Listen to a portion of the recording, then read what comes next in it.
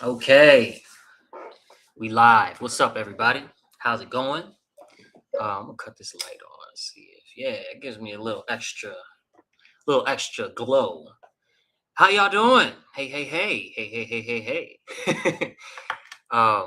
Welcome back to the Inner Storyteller. Welcome back to this channel, the Inner Storyteller with Soul Expression and the Ufuluchild channel, as my YouTube channel's name got super duper long over the last couple, 16 hours. Please like the video and subscribe to the channels. I am indeed ambitious enough to try and monetize this podcast, and I cannot do so if you don't subscribe. So please, consider clicking that button, inviting a few friends over, telling them to get their phones out so they can click the button and just have a nice little subscribe party. Okay. Don't forget the Hawaiian punch and the chips and dip. Okay. Don't forget the wings and all of your healthy vegetarian options. You know, have a nice little subscribe party because you know why you're here. You're here because this show is gonna be the next best thing, right? It's just gonna be the next. You'll have Joe Rogan, you'll have Candace, you'll have Soul Expression. It is, Baron. Okay. um uh I don't want to name any other shows. Anyway, hopefully y'all are doing well. Today we have a pretty cool topic, pretty foundational topic, I would say. We're talking about religion as it is defined in my work. It's a bit of a misleading title to the video because it's really religion as it is defined by adherence to the truth. If you are logical enough, if you are paying attention, if you can look at words beyond the definitions that we are given colloquially and in the common, the definitions that the commoners are given, and really see what certain concepts and like big popular concepts like religion actually are in both function and etymologically speaking, what the people that decided this is a word and this word represents this concept, the meaning that the original people that made the word, okay, tried to give the word that meaning. And when you are sensitive and paying attention to these things, you find that a lot of the definitions that we have for these big words and concepts like religion are not necessarily aligned with the true definition, the true function of the word, and the true function of the concept or entity, or program or what have you that manifests, and is a representation of a religion or a jurisdiction or a government or some of these just big words that we don't even really know what they mean. So today we're going to get into the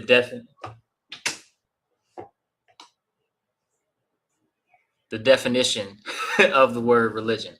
Now, I don't know if y'all saw, but the door was getting ready to open a couple times. Couple things I want to remind you of. First of all, if you're here, okay, then we are discussing the inner storyteller. Okay, the inner storyteller, as defined by me, is the third seat in the hierarchy of consciousness. Right under God, there's three seats. Under the Creator, you have awareness, pure awareness, and you have the I am, the presence of self, self knowledge, if you will. That first spark of beingness, knowing that it is. And then the third seat is the inner storyteller. Okay. And you are in for a discussion on natural law, on religion, the good, the bad, and the ugly, money, the good, the bad, and the ugly, anarchy, and or culture. Okay. And how mankind is manipulated by very, very, very evil forces in ways that many people are very ill prepared to speak on, and some are unfortunately ill prepared to even hear about at this stage of their growth. If conversations regarding the truth behind these concepts and topics makes you a little uneasy, makes you uncomfortable, makes you angry, that's fine. You are encouraged to stay, but you are welcome to leave. Okay? Just a little housekeeping there. Also, like I said last episode, we are not bashing faith systems. We are not calling people stupid for having faith systems. We are simply examining the psychological affects and effects that the stories that you know come from are di- written about in the holy books of these traditions, the affects and effects that they have on the minds of the people. Okay, and how I actually wrote it was the affects and effects that these stories have on society alongside the current condition of humankind. And the current condition of humankind is, of course, the condition of slavery.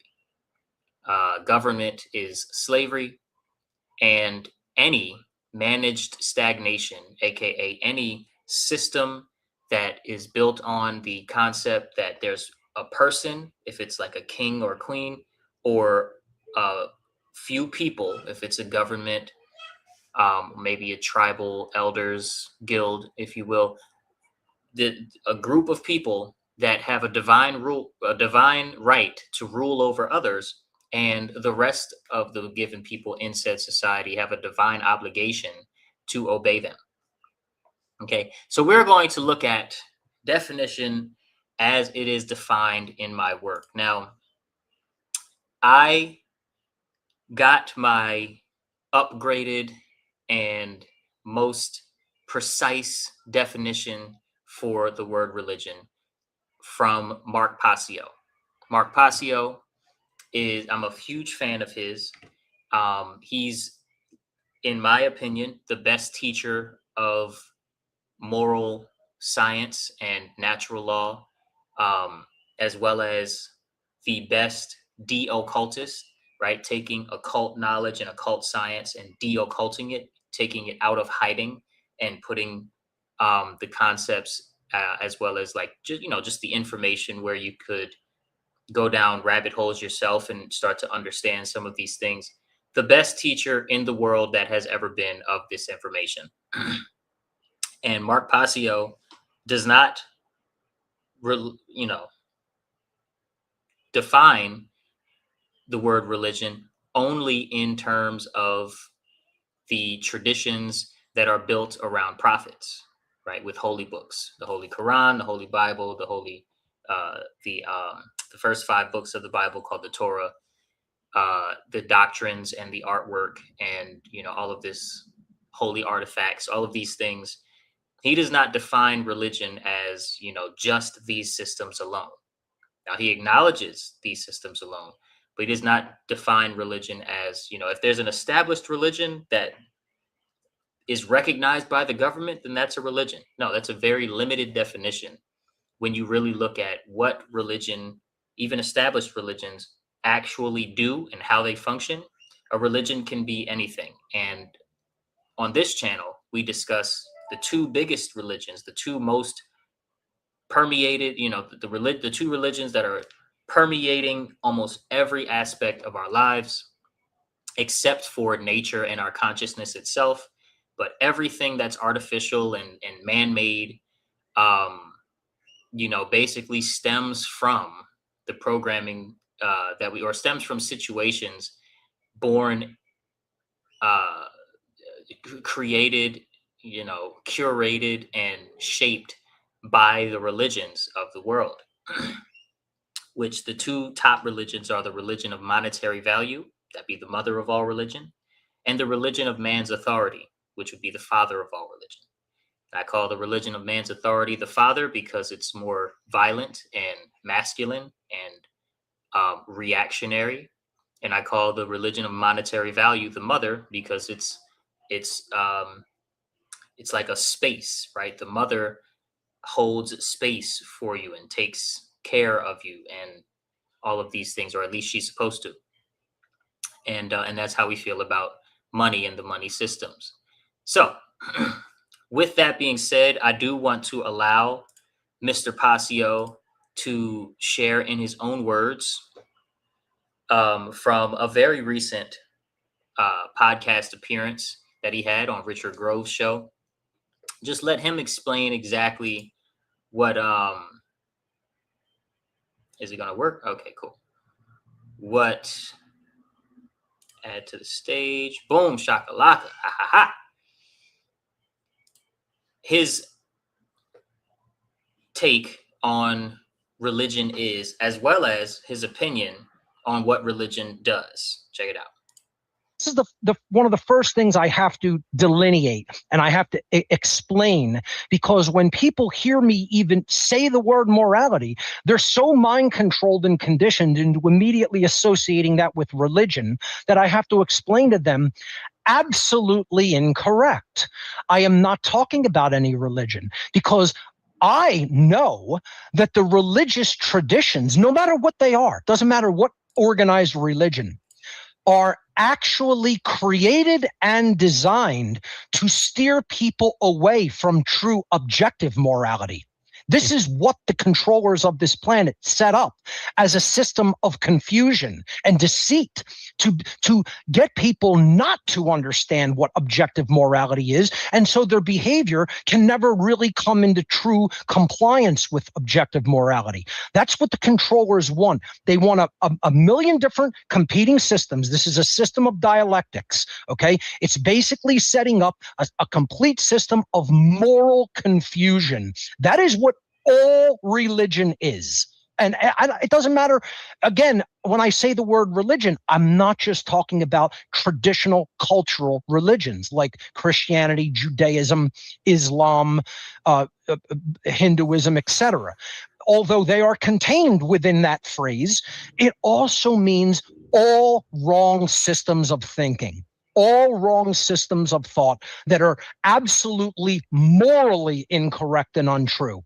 The love of money and comfort is a religion. The worship of authority is a religion. The belief in authority is a religion. The belief that government has any moral, moral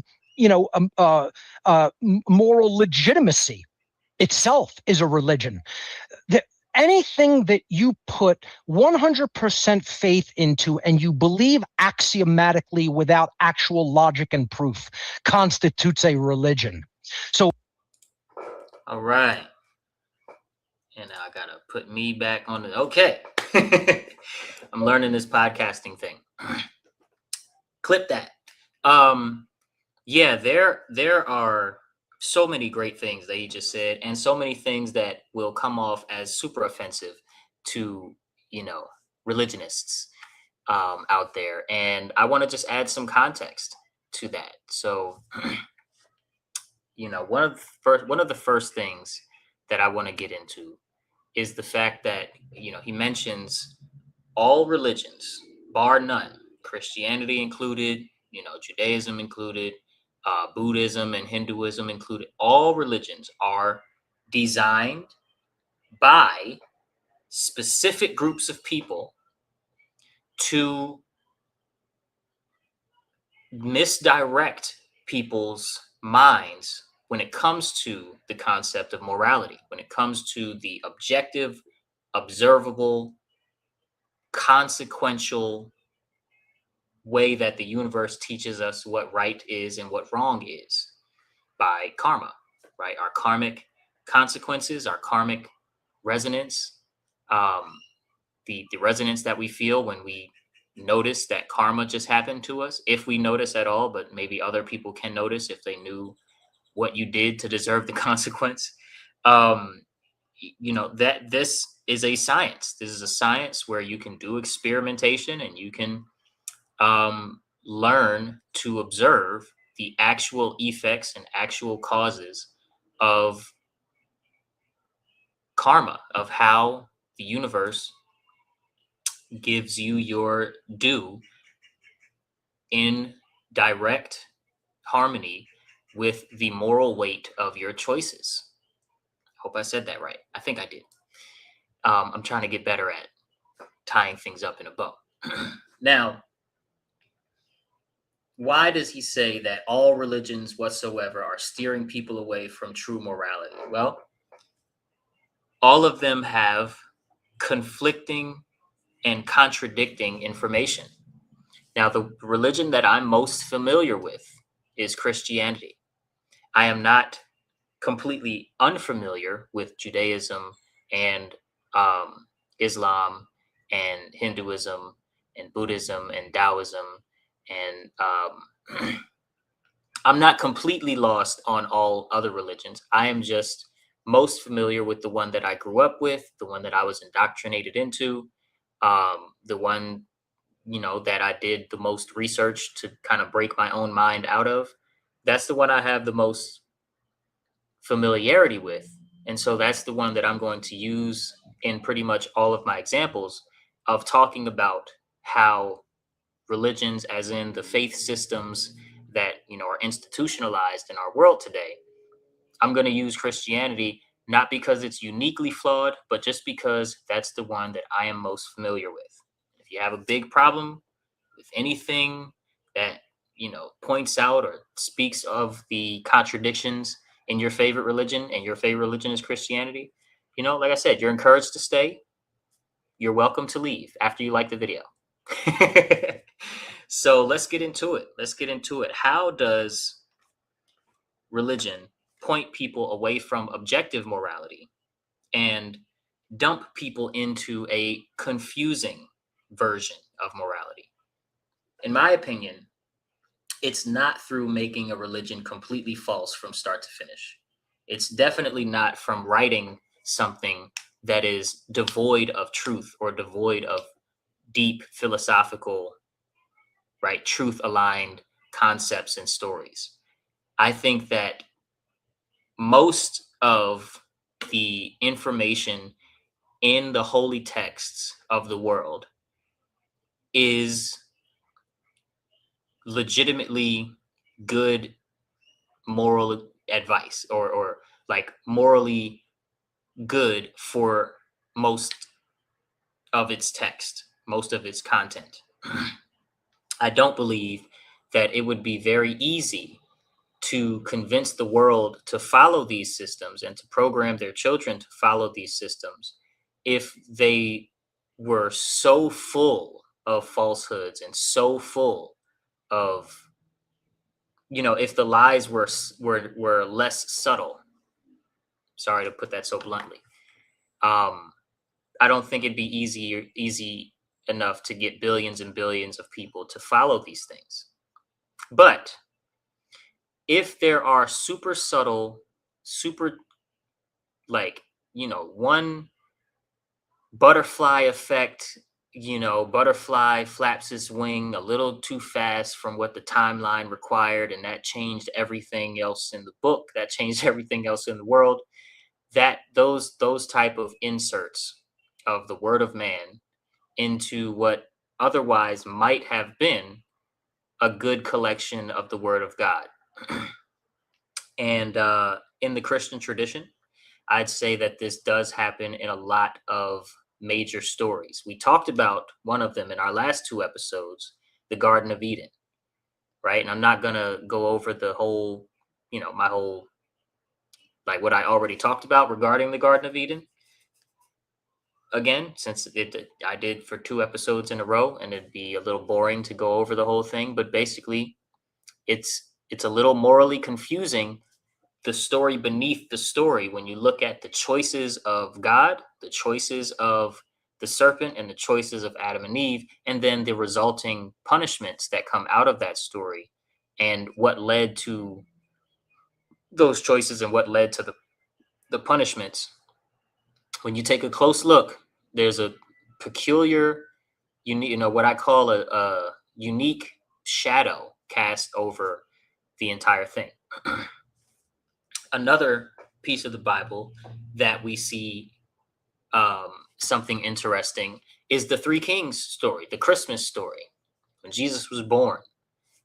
Now, there's a lot that we're not going to touch on in today's episode, but just to briefly kind of take a look at,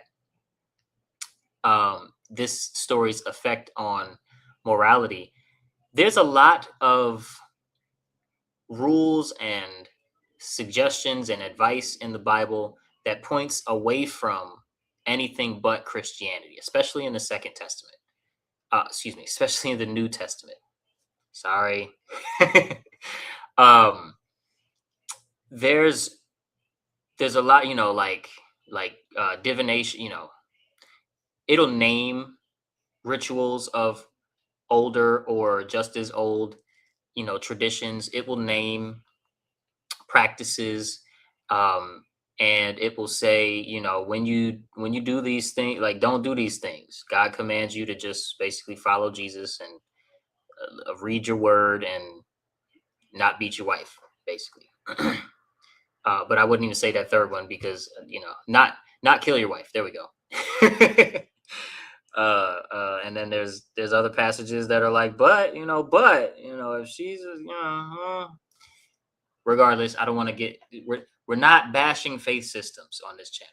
Okay, we're also not going to joke too much because we want to keep the proper sensitivities going. Now, the Three Kings story is uniquely placed in my work, and I do write about it in the book, The Inner Storyteller, which, hit that link tree and go ahead and secure your copy for a low private donation minimum.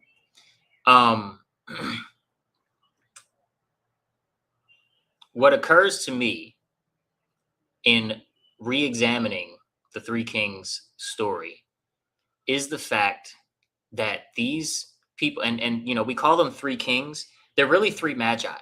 They're really three, you could say, researchers or philosophers, spiritual scientists.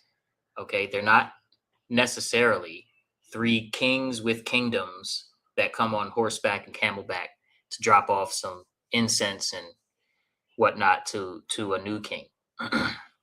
Okay, but these people, first of all, they arrive second. They arrive late, but they don't arrive after consulting Jewish priests.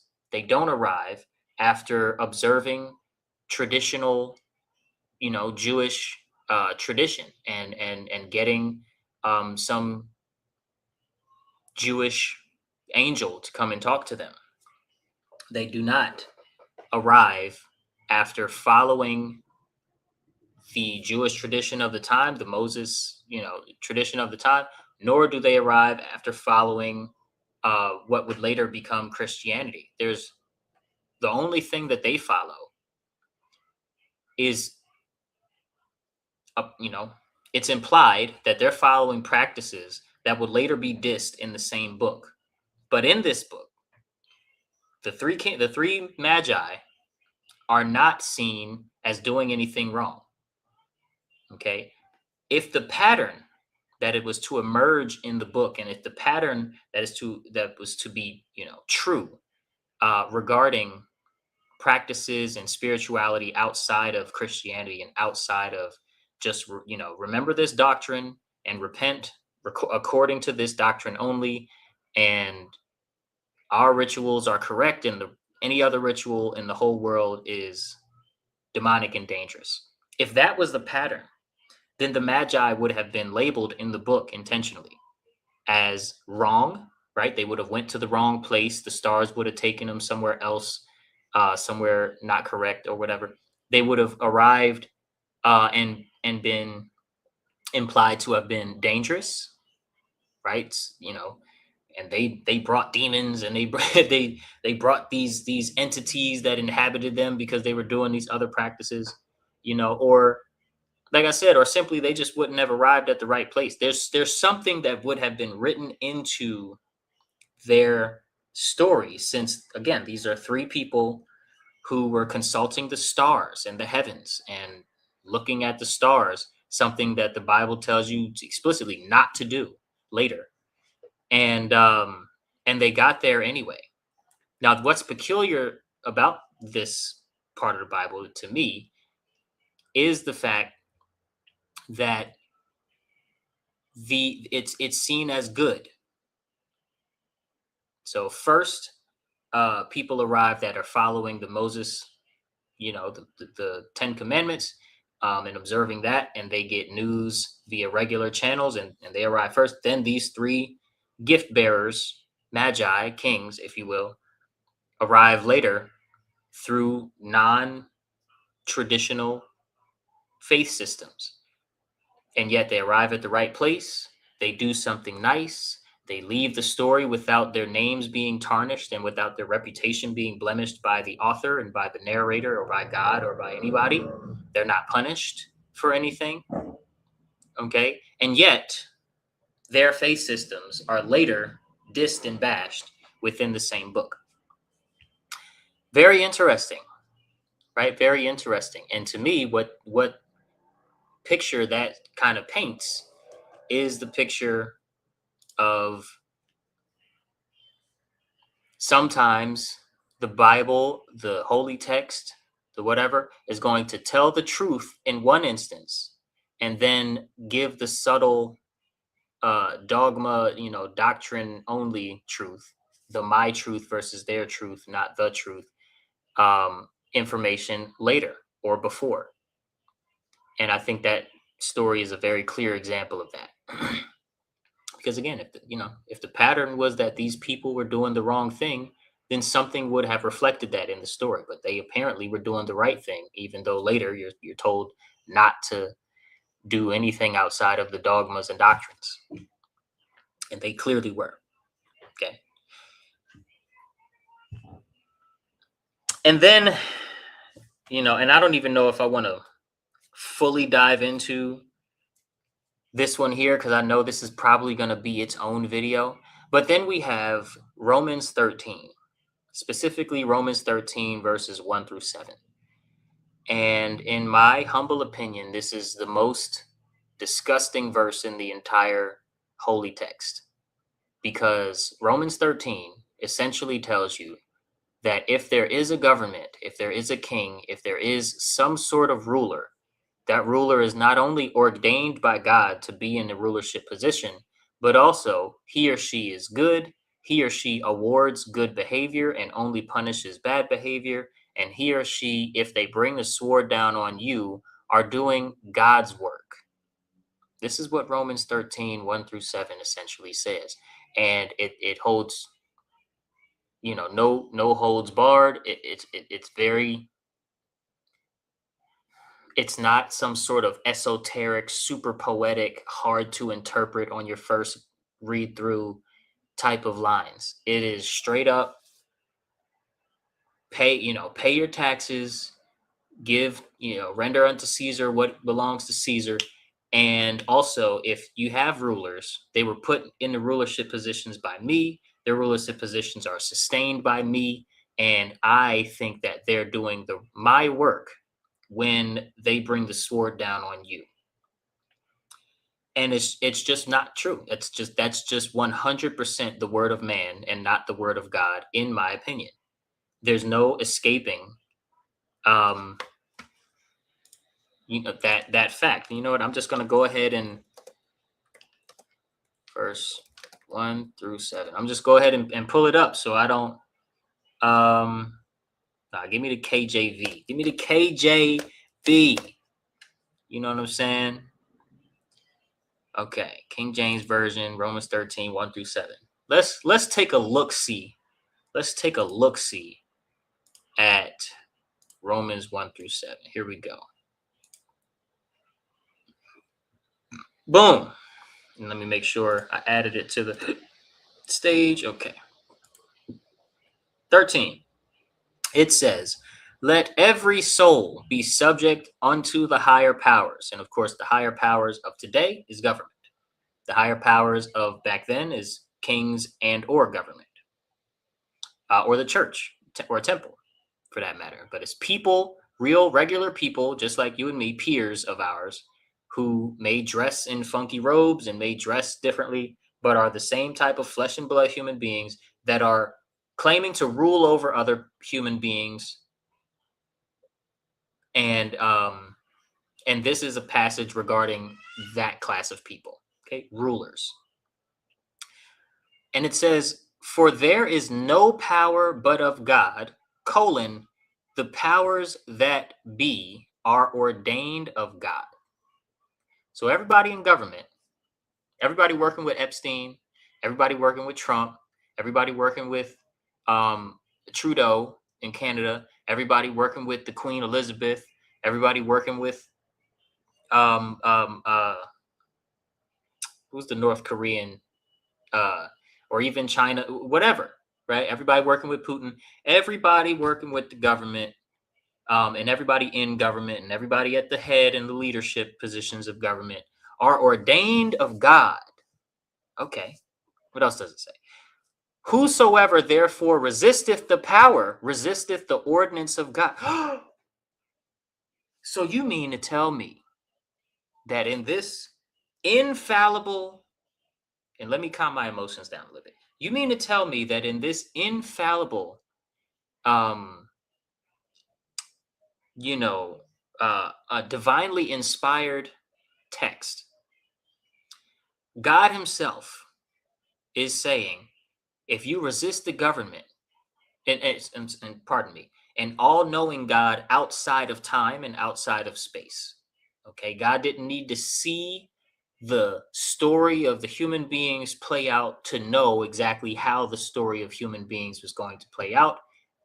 If God is as powerful and all-knowing as He's written to be in the text, okay, this all-knowing God is saying very plainly, okay.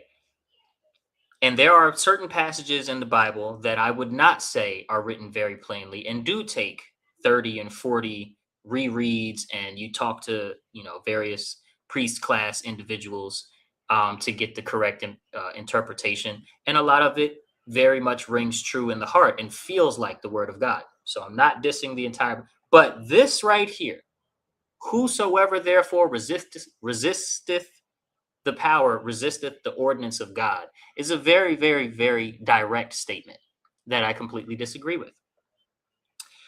And now let's continue. And that they resist shall receive themselves damnation. Now, damnation, in my understanding, means you're going to hell. Okay. Now, it's very clear to me that resisting pedophiles, resisting thieves, resisting brutes, people that are brutal and practice brutality, resisting dark occult sorcerers and people that practice rituals and witchcraft and certain things that directly aim to mess with the minds and spirits of the people around them. Resisting them does not actually land you in hell in the afterlife. Resisting them lands you in heaven. Okay, resisting them gets you what does God say? It's not good job, is it? It's well done. Get you the well done from the big man. Okay, that's what resisting these people, these regular people in regular human flesh and blood, with brains and bodies, whether they're possessed or not, they were born the same way you are. Resisting them does not result in damnation, but it says very clearly right here, if this was written into law, we'd be effed. We'd be messed up when we die, especially good people that want to stop the harming of others and children and whatnot. Let's go on to verse 3. Verse 3, for rulers are not a terror to good works, but to the evil. I'm not face palming. I am thinking with my hands. It says rulers are not a terror to good works. Okay. So, like, in a system that literally cages and or murders people that expose the evil works of those in government, are operating in a system that God has ordained, that rulers are not a terror to good works. Now, is it not a good work to expose the bad and evil works of government? Or is this just the word of man pretending to be the word of God written into Romans 13? You got Romans, Rome killed Jesus. Okay. You got Rome, uh, you got the Vatican, the Black Pope, the Jesuit class, all of the, you got Rome, and then you got 13, which is a symbol in and of itself that I won't get into because I'll end up saying something silly. Okay. Romans 13, this idea, terror to good, rulers are not a terror to good works. Okay. They're a terror to evil. So if you're evil, you should be terrified of the government. Unfortunately, that's just not the case, right? Wilt thou then not be afraid of the power? Do that which is good, and thou shalt have praise of the same. The government will come and praise you for doing that which is good. Now, what does this do with the inner storyteller? Even just this, and we're gonna get through all 7 verses. But this right here, rulers are not a terror to good works, but to evil. So don't be afraid of their power. Do that which is good, and you shall have the praise of the rulers. The rulers of today is government. Who is the government praising right now? Right? The government just spent a long time praising Elon Musk's lying behind, a bunch of pedophiles, praising people like Cash Patel, um, and terrorizing your 16-year-old Mexican who lives in Texas, was born here and has a birth certificate, in the name of, oh, I thought you were a foreign immigrant. Right? And by terrorizing, some of them are being penetrated vaginally. Some of them are being, coming up missing and waking up dead, so to speak. There's a lot of funky things that this power is doing. It ain't praising those who do good in the world, that's for sure. If you start a business and an organization that teaches people how to grow their own food, and then you go to get some government grants because not enough people are eating in your city, you're going to get denied. Right? You have to have the best network in history of, it's not what you know, but who you know in the government to get a grant for that, to get a substantial grant, to get in a meaningful amount of money to do like a project like teaching people how to feed themselves without relying on grocery stores and the farmers that are under government contract. Let's move on to verse number 4. For he is the minister of God to thee for good. Talking about the government or the ruler, the president, the Pope, I don't know what the head of the Jewish temple is, but the head, the leadership of the church and or the government is supposedly the minister of God for good. Okay, but it continues, if thou do that which is evil, be afraid, for he beareth not the sword in vain. So again, if you are targeted, if you are brutalized, if you are caged, if you are held without trial by the government, you must be evil, according to what's called the word, right? And the word that was here since before the beginning. For he is the minister of God, it continues, for he is the minister of God, a revenger to execute wrath upon him that doeth evil. Now, does God actually need man to do his punishing? Karma is already active in the world, and karma works 100% of the time without fail. It is built into the very way that air works in the universe. Like, there are a lot of unseen laws in the universe that you can't pick up a rock and go, here's morality, here's objective morality, but you can't pick up a rock and say, here's oxygen either, right? You have to have certain tools. You have to observe in certain way. You have to know the timing of how certain universal principles work, and how the laws of the universe works in order to fully understand them. And that comes through trial and error and testing. We do know through trial and error and testing that the government is not a revenger to execute wrath upon him that doeth evil, because there's a lot of evil that does not even. How many rape kits go untested in your local region?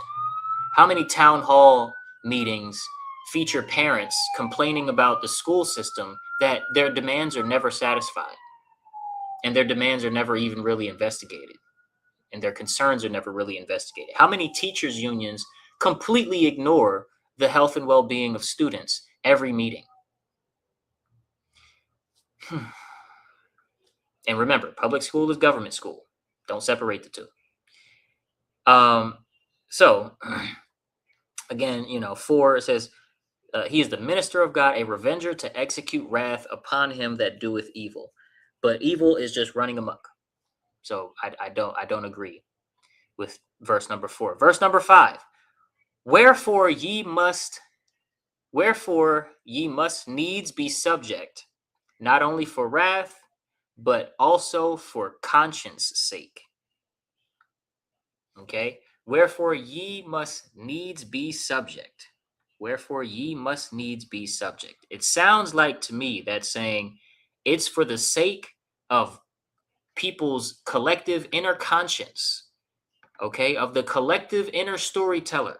It's for the sake of the internal advice giver that you are punished if you're doing evil by the government or by the ruler of your time, who beareth the sword not in vain.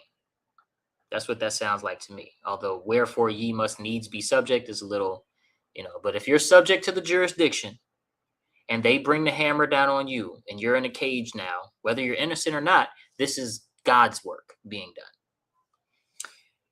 For this cause, pay ye tribute also. Pay your taxes. Okay, that's how I interpret that line. That's what that sounds like to me. For this cause, pay ye tribute also, for they are God's ministers, attending continually upon this very thing, praising good and doing away with and or capturing evil, and bringing down the sword on evil. Render therefore to all their dues, tribute to whom tribute is due, custom to whom custom, fear to whom fear.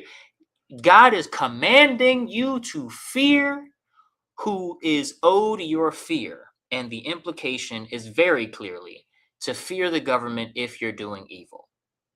Okay? And honor to whom honor. I can't get with the idea that this is somehow leading people toward alignment with real morality. To me, it seems like it's steering people to be obedient to the most immoral forces that have ever walked the face of the earth, right? And you can disagree, sort of take that with a grain of salt, take that how you will. We are already at 45 minutes, and I told myself I was going to try to keep the episodes to around 30 minutes or so. So we're gonna not dive too much deeper into the actual content. But first of all, I want to remind you to like the video and sub to the channels. Leave a comment. Let's have a discussion on what you think. And like I said, we're not bashing faith systems. We're not calling people stupid for having faith systems or for publicly proclaiming, that they found God through religion, because there's just way too many people who have indeed used imperfect systems to fall in love with the perfect truth. And that's how I kind of like to put it, is we are imperfect people, and therefore we have the free will choice and free will, capacity to choose how we relate to the spiritual realm and the spiritual truths. And nobody can take that freedom from you. And so it's not my job to tell you who God is, what God is for you. You have to figure that out. You have to cultivate that relationship for yourself. It's my job to report what I want to report on my podcast and to, basically share where I'm at in my incomplete journey and in my incomplete understanding, in my incomplete research. That's what I'm doing. You know what I mean? But you do you. Linktree, linktr.ee/ufuluchild will get you to the book as well as all of our work. Click the link tree, see what you find. Thank you so very much for watching. And I'll either be on later today or I'll be on tomorrow. Peace and love.